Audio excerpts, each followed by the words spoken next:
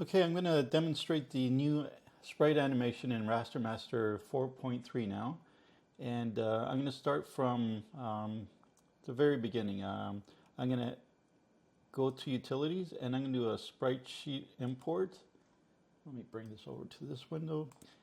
And we're going to import this from already made sprite sheet that has some animated characters.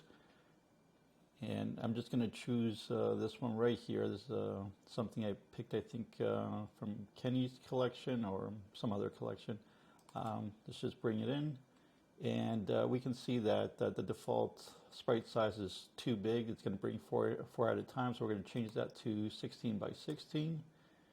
And we're going to change the palette. All right. Yeah. So this will allow to create a new palette based on these colors, and I'm just going to start bringing in. We're going to bring in the little boy with the brown hair. So I'm going to start clicking one at a time, and you can see here that it's as soon as I click, it's being imported. So we can do that with all these characters here, and we're just going to close that. We don't need that anymore, and we can delete the first one.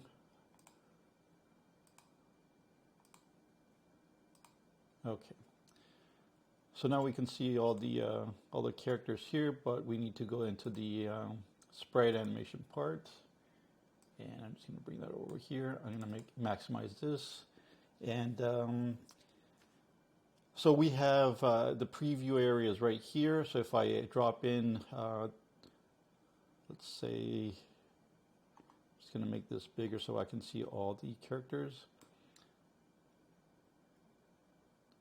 So let's pick this one, and you can see as soon as I dropped it, it puts it here. So that's one frame.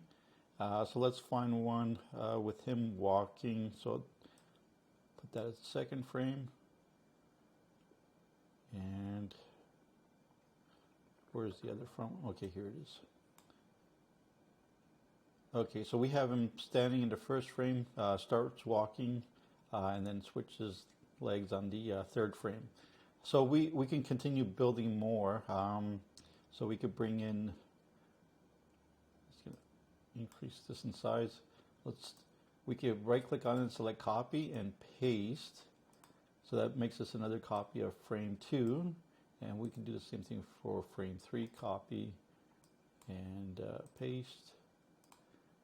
And you could also keep dragging from here. So if you wanted to do it that way, you could also do it that way. Or you could right click and copy from this area as well. Let's do that.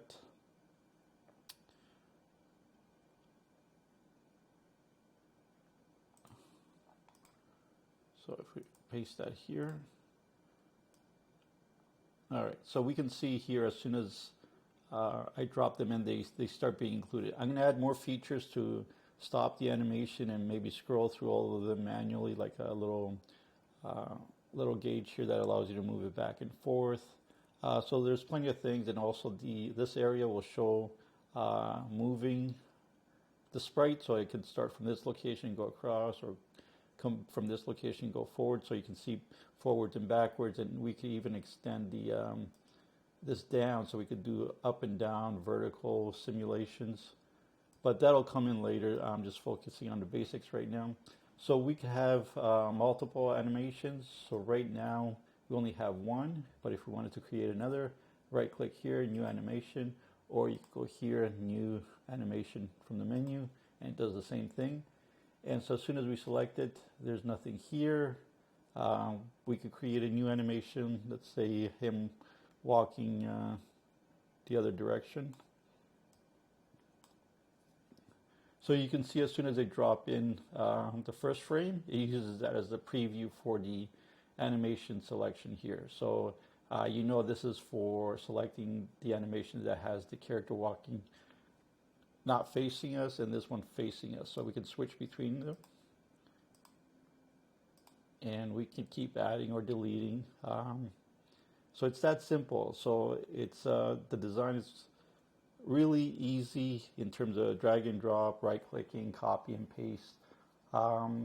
So it adds a lot of power to already a good basic sprite editor. So you can export this to a series of pings now. So it'll, whatever the current animation is, let's select this one and we select export, and let's just pick, let's create a new folder, call it anims2.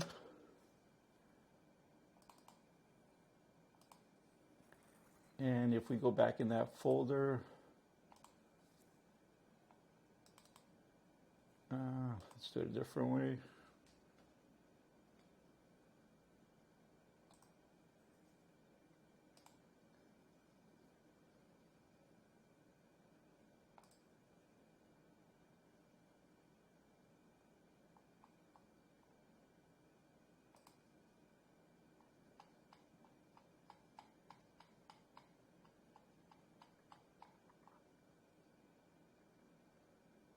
Okay, let me bring this over here. Same folder. So now we can see the, let me just make this bigger. View.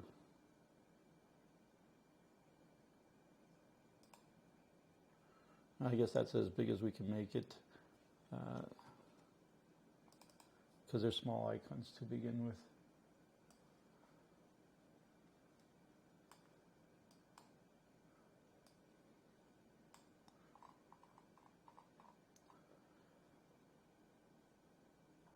So basically you could attach all these single images and create an animation in a different program, and you could do it with a program that converts them to GIFs, and you could do that with that format as well.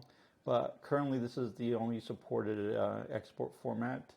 In later versions I will add an option to create source code telling you the frame, and that way you can use it in your own programming language. I'll have the same kind of options as I currently do with others, and that will make things much easier.